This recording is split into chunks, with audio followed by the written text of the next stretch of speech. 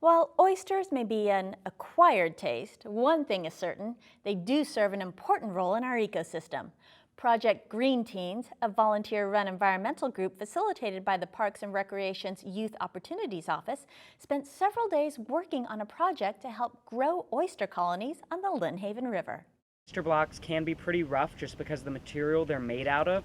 More than 20 volunteers met at Great Neck Park to build oyster castle reefs along the eastern branch of the Lynnhaven River.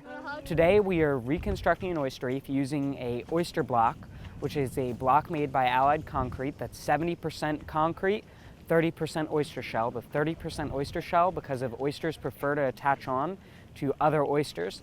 Each oyster castle weighs a whopping 665 pounds. Thankfully, volunteers from the Navy donated their time and muscles to help move the heavy blocks to the shoreline. Well, it's always nice to give back to the community and help those that need help.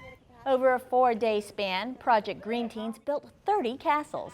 The structures help oyster colonies grow, stabilize the shoreline, and purify the water. The first primary goal is to restore the oyster reef so that they filter the water. Each oyster filters 50 gallons of water a day, and a single oyster castle, which cost us normally about $200, can filter 50,000 gallons of water a day. That's an incredible amount of water. This entire reef should filter 3 million gallons of water a day when it's finished. The teens raised all the funds for the project through grassroots efforts and help from the Parks and Recreation Foundation.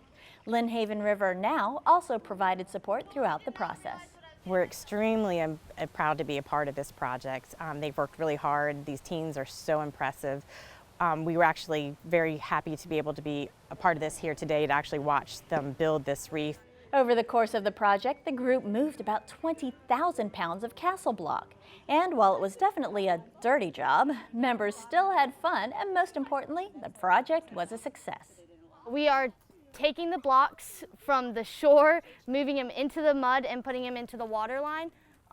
So we have to plunge through the mud. As you can see, my whole leg's muddy, fall in it all the time. Not only will the castles create greener and cleaner waterways, but they have also submitted the project for consideration by the Guinness Books of World Records.